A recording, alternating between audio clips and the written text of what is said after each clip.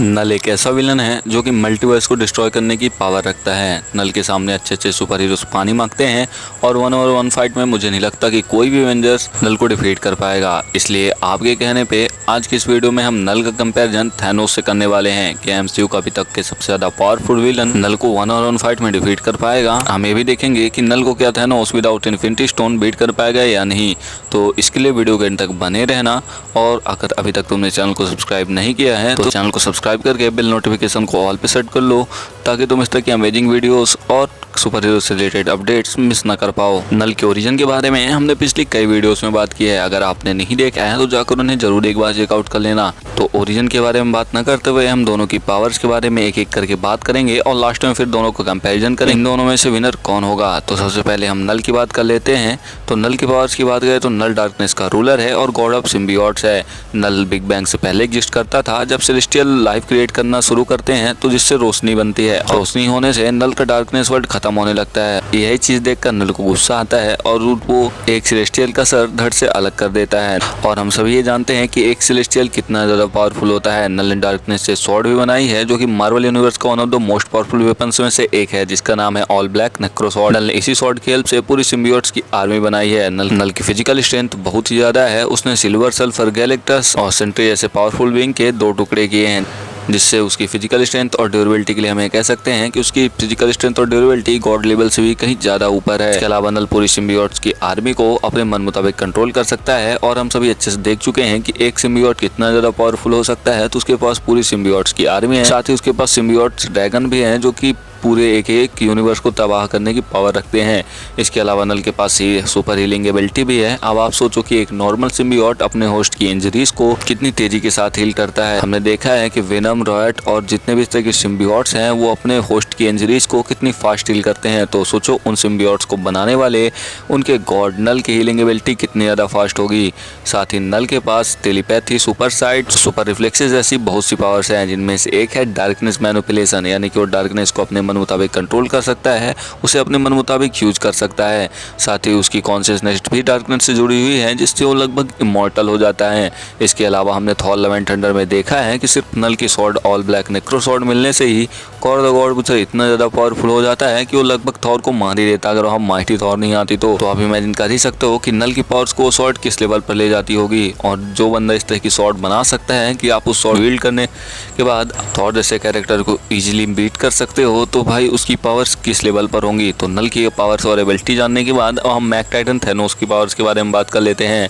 तो Thanos basically एक eternals में से एक है जो कि पैदा हुआ था टाइटन ग्रह पर। थैनोस का मेन मोटिव यूनिवर्स की हाफ पॉपुलेशन को खत्म कर देना है, जिससे बाकी के बचे हुए लोग बचे हुए रिसोर्सेज के साथ इजीली सर्वाइव कर पाए, जिसके लिए उसे प्लेनेट से निकाल दिया जाता है और जिसके बाद वो अपनी खुद की आर्मी बनाता है। और सबसे पहला हमला टाइटन पर ही करता है, यानी कि अपने ग्रह में जाकर वो वहाँ की आधी पॉपुलेशन को मार देता है और आधी पॉपुलेशन को छोड़ देता है। अगर बात करें थैनोस की स्ट्रेंथ और ड्यूरेबिलिटी की, तो थैनोस ने एमसीयू के अंदर हल्क को 1 फाइट में बीट किया है, जो कि अपनी स्ट्रेंथ और ड्यूरेबिलिटी के लिए ही जाना जाता है। अब कुछ लोग यहाँ बोलेंगे मूवीज में जो है तो हल्क काफी ज्यादा वीक दिखाया गया है। हाँ, मैं एक्सेप्ट करता हूँ कि मूवीज में हल्क को काफी ज्यादा वीक दिखाया गया है। कॉमिक्स में वर्ल्ड ब्रेकर हल्क थैनोस से ज्यादा पावरफुल है। बट यहाँ पे आप लोगों ने जो कमेंट किया था वो मूवीज के थैनोस वर्सेस नल कॉमिक्स वाला था, इसलिए मैंने यहाँ कॉमिक्स से थैनोस की पावर्स को नहीं लिया है। तो हल्क को बीट करने के बाद थैनोस की स्ट्रेंथ पर किसी को कोई शक ही नहीं होगा। और वहीं बात जब ड्यूरेबिलिटी की आती है तो थैनोस ने 6 इन्फिनिटी स्टोन वाले गॉन्गलेट का यूज किया है,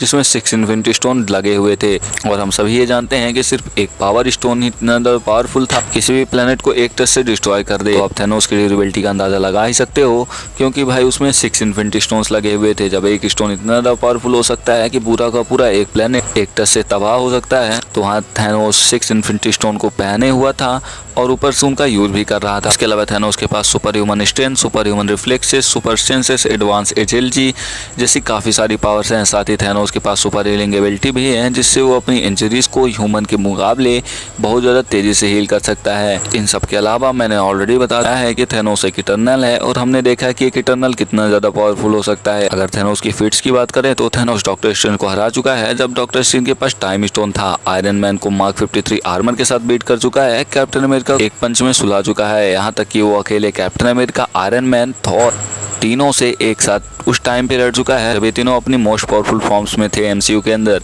इन सब के अलावा वो लगभग सभी एवेंजर्स को मार चुका है, यहाँ तक कि वो दुनिया की आधी पॉपुलेशन खत्म कर चुका है। तो दोनों की पावर्स जानने के बाद ये देख लेते हैं कि इनमें से विनर कौन होगा। तो अगर थैनोस नल से बिना इन्फिनिटी स्टोन के लड़ता है तो थैनोस के जीतने की कोई भी चांसेस नहीं है। अब ऐसा मैं इसलिए बोल रहा हूँ क्योंकि सेंट्री मार्वल का सबसे ज्यादा पावरफुल सुपर हीरो है और सेंट्री थैनोस से भी ज्यादा पावरफुल है, और उसी सेंट्री को नल ने बीच से फाड़ दिया था, जिससे ये तो कंफर्म है कि बिना इन्फिनिटी स्टोन के अगर थैनोस नल से लड़ने जाता है तो उससे सामने कभी भी नहीं जीत सकता। लेकिन रुको जरा, अगर थैनोस के पास उसका गॉन्गलेट होता है, उसमें सभी इन्फिनिटी स्टोन्स होते हैं, तब थैनोस के पास रियलिटी मैनिपुलेशन, टाइम कंट्रोल जैसी पावर्स आ जाती हैं। जैसे कि हमने देखा था कि थैनोस के पास जब उसका गॉन्गलेट होता है तो रियलिटी स्टोन की हेल्प से वो रियलिटी को मैनिपुलेट कर सकता है, और टाइम स्टोन की हेल्प से टाइम को भी कंट्रोल कर सकता है। हमने देखा था कि विजन का माइंड स्टोन थैनोस ने टाइम स्टोन के यूज से ही लिया था।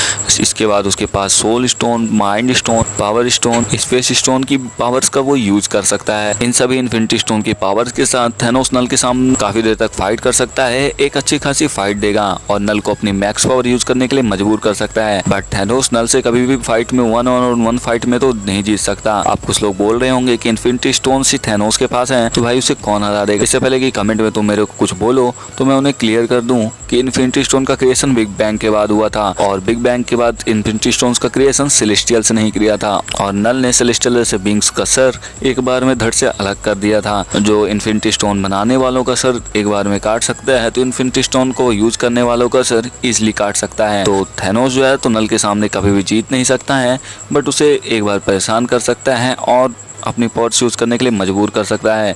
तो ये तो था मेरा ओपिनियन, आप अपने विचार कमेंट में बताओ।